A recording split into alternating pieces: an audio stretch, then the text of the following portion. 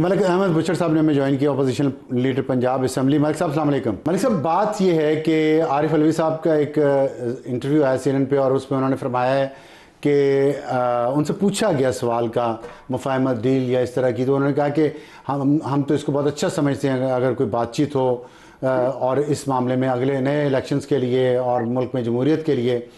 तो उन्होंने इशारा तो दिया है कि वो अमेरिका में बैठ के डील के लिए कुछ ना कुछ वो उनको भी पता है। तो आप बताइएगा, यहाँ पे एक तासुर ये है कि PTI की जो अंदरूनी लड़ाई है वो उस वजह से डील जो है वो डिले हो रही है, वरना खान साहब की डील अब तक हो चुकी होती। क्या आप इससे मुत्तफिक हैं? जी बिस्मिल्लाहिर्रहमानिर्रहीम। देखिए, बात यह है जी कि अंदरूनी लड़ाई, मैं इसको लड़ाई नहीं समझता। ये तो इख्तिलाफ राय है, इसमें इतनी बड़ी पार्टी है और फिर मखसूस हालात में वो पार्टी इस वक्त सामना कर रही है।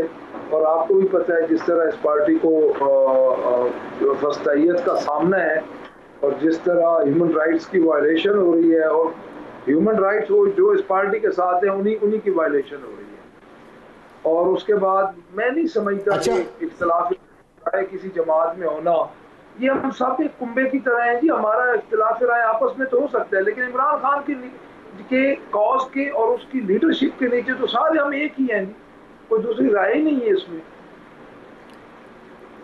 ठीक है, आपने फरमाया कि मामूली इख्तिलाफात है पार्टी के, तो मैं ये जानना चाह रहा था कि आपके साबिक वज़ीर ख़जाना KP के तैमूर ज़फ़र झगड़ा साहब पर 34 अरब रुपए की करप्शन का इल्ज़ाम आपके मौजूदा वज़ीर आला अली अमीन गंडापुर साहब ने लगाया है, और खान साहब की बहनों को अकेला अंधेरे में छोड़ के बाकी सब भाग गए, ये इल्ज़ाम लगाया है आपकी पार्टी के लीडरान ने आपके पार्टी के मौजूदा चेयरमैन और दूसरे लोगों पे।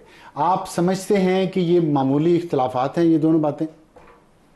देखिए, आप ये बातें जो पिन पॉइंट करने वाली होती हैं ना, वो तो डेफिनेटली एक रिटेलिएशन होती है। उस वक्त मैंने आपको पहले अर्ज की है कि जो इस वक्त पाकिस्तान तहरीके इंसाफ के हालात हैं वो बड़े मखसूस हालात हैं। और अब अगर आप देखें ना जी कि आप जिस तरह अडयाला में जिस तरह अदालतों को इन्होंने रौंदा है, और जिस तरह आप देखें कि अदालतों के फैसलों की एक SHO और एक मुहर्रिर अपनी जूते की नोक पे रख रहा है, तो मेरा तो ख्याल है कि अब ये बातें बड़ी सानवी हो गई हैं कि कोर्ट ऑर्डर दे रहा है कि इन बंदों की मुलाकात करवाई जाए। सारा दिन हमें उन्होंने डिटेन करके बिठाए रखा, उन्होंने कहा जी आप अंदर नहीं जा सकते। उमर अयूब साहब दूसरी तरफ थे, उनको कहा जी आप अपने बंदे पूरे करके ले आए, हमें पुलिस इधर से आगे नहीं जाने देती थी। खान साहब की बहनों के आगे 2-3 थी खवातीन, उनके साथ तकरीबन 200 पुलिस वाला लेके एक मार्की में ले गया, वहां पे बंद कर दिया, हमें कहीं और डिटेन कर दिया। ये क्या है इसमें? देखिए, मैं आपको याद करूं कि ये चीजें जो है ना, ये ह्यूमन राइट्स की वायलेशन नहीं, ये उससे भी आगे काम हो रहा है। दूसरी जो आप बात कर रहे हैं कि करप्शन के इल्जाम की, देखिए मेरी बात सुनिए। पार्टी में आपको शायद याद होगा एक दफा राना सनाउल्लाह साहब पे चौधरी शेर अली ने इल्जाम लगाया था कि ये तो फैसलाबाद बंदे मरवाता है, तो क्या वो बात को सच साबित हो गई? देखिए, ये बातें पार्टीज में चलती हैं। और मैं एक बात मैं आपको अर्ज कर दूं, ठीक है, मेरे समय मैं खुद अगर मैं भी करप्शन करूंगा ना, तो इमरान खान करप्शन के खिलाफ और रूल ऑफ लॉ के लिए अंदर है, वो किसी को माफ नहीं करेगा। यानी अगर हम ये समझे ना कि हमको किसी तरह के हमारा को अपना वोट बैंक है इमरान खान का, वो और उनकी बीवी पे जो नाजायज पर्चे हैं वो अंदर हैं, तो जब वो बाहर कितना अरसा ये रख सकेंगे? ये नहीं ज्यादा अरसा रख सकते। अच्छा, और मेरा ख्याल है कि अच्छा, बड़ी जल्दी। जी आपने जी ये बात अच्छा किया, आपने क्लैरिफाई कर दिया राना सनाउल्लाह साहब की जो आपने एग्जांपल दी है।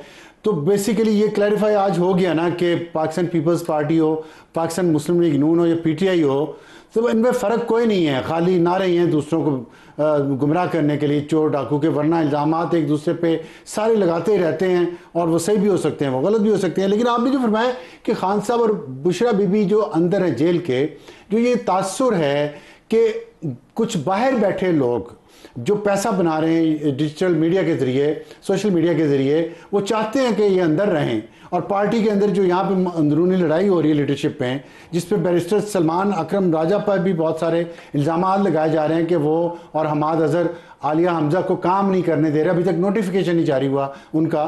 तो ये आपसी इख्तलाफात की वजह से नहीं है इमरान खान और बुशरा बीबी इस वक्त तक जेल के अंदर? अच्छा देखिए, मैं अर्ज करता हूँ, आपने दो बातें की। पहली बात तो ये है कि हम बिल्कुल पीपल्स पार्टी और मुस्लिम लीग नून की तरह की पार्टी नहीं है।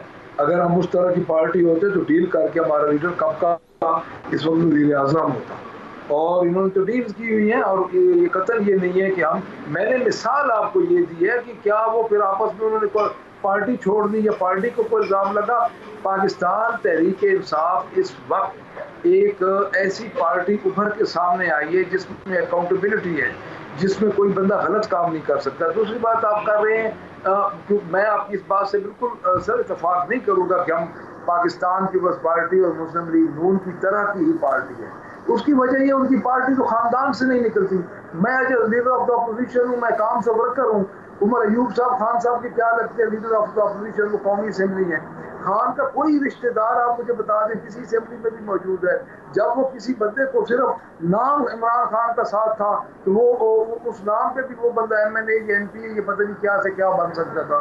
तो एक चीज़ तो सर मैं इससे बिल्कुल आपसे इतफाक नहीं करता। दूसरी बात ये है कि जो आप ये बात करी कि डिजिटल मीडिया का दिल है या किसी बात, देखिए मैं कर्ज करती हूँ, जितने भी हम सियासतदान या पार्टी के लोग हैं, खान साहब की ज़ात के अलावा पॉलिटिकल पार्टी जो हमारी है या जो हमारी सियासी इस वक्त जो गोल है वो खान साहब की ज़ात के अलावा अचीव हो ही नहीं सकता।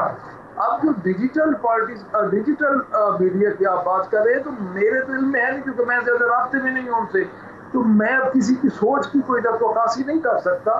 तो अब ये तो हर किसी का अपना ज़ाती है, तो मेरा नहीं ख्याल कि ऐसी कोई बात होगी कि कोई बंदा आज के दौर में ये चाहे कि पाकिस्तान तहरीक इंसाफ का वेल विशर हो और वो ये चाहे कि पाकिस्तान तहरीक इंसाफ के बानी चेयरमैन और उनकी बीवी बेसलेस मुकदमा। अच्छा, मेरा भी ख्याल। मलिक साहब, ये अभी अभी इस्लामाबाद में मिनरल्स कॉन्फ्रेंस हुई है और पाकिस्तान की कोशिश है कि यहाँ पे फॉरेन इन्वेस्टमेंट लाई जाए इस सेक्टर में। साथ ही जो खैबर पख्तूनख्वा जो mines and minerals act 2025 assembly में पेश हुआ और कह दिया कि जी नहीं होगा हमारी मर्ज़ी के बगैर, आप समझते हैं ये कौमी मफाद के ख़िलाफ़ ये होना चाहिए था इस तरह? उस वक्त अगर कोई इख्तलाफात था तो बैठ के तय कर लेते। उस वक्त ये करना, कौमी मफाद को नुकसान पहुँचाना, ये ठीक पॉलिसी है PTI की, खैबर पख्तूनख्वा असम्बली और हुकूमत की? सर मेरी बात, इन्वेस्टमेंट कैसे आती है बाहर से? मुझे पहले एक बात बताएं। सबसे पहला जो असूल है वो है कि वहाँ पे रूल ऑफ लॉ। जिस दिन इनकी कॉन्फ्रेंस हो रही थी उस दिन भी उन्होंने डयाला के बाहर हमें मार रहे थे लोगों को, और डयाला के बाहर ये धज्जियां उड़ा रहे थे सुप्रीम कोर्ट लार्जर बेंच के फैसले की। तो आप कैसे कह सकते हैं सर? ठीक है, ठीक। आप खुद देखें ना, सेनेटर, ह्यूमन राइट्स की कितनी वायलेशन हो रही थी। बेसिक इन्वेस्टमेंट लाने का जो है, बेसिक इन्वेस्टमेंट लाने का पहला असूल है कि उस मुल्क में रूल ऑफ लॉ, और जिस मुल्क में रूल ऑफ लॉ वो ठीक है, वो मैं सेनेटर साहब से पूछता हूँ, मुझे सिर्फ ये जवाब दे दें कि ये स्ट्रेटजी ठीक है KP हुकूमत की या नहीं, सिर्फ ये यस और नो में बता दें। जी सॉरी, KP हुकूमत की ये स्ट्रेटजी ठीक है कि उन्होंने जो बिल पेश किया है और इसको ख़राब करने की कोशिश की है, इस एनवायरनमेंट को इन्वेस्टमेंट लाने के, ये बात ठीक है, उन्होंने सही स्टेप लिया है या गलत लिया है? बाकी मैं आपका जो इतराज़ है मैं अभी अफरान साहब से पूछता हूँ। देखिए मेरी बात सुने, मैं अर्ज करता हूँ आपको, बात ये है कि गवर्नमेंट है KPK की, उसने चलना है अपनी पार्टी की डायरेक्शन पे।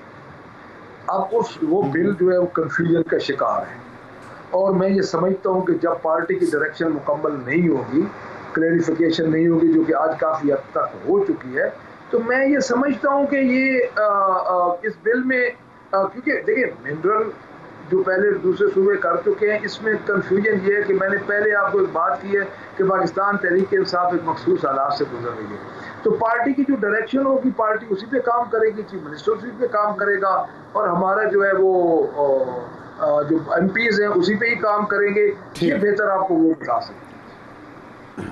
ठीक है सेनेटर साहब, आपके वो इतराज़ मुख्तसरन बता दें कि जो कह रहे हैं कि जिस दिन आपने कॉन्फ्रेंस की उसी दिन अडाला के बाहर ये लाठीचार्ज हो रहा था, जुल्म हो रहा था।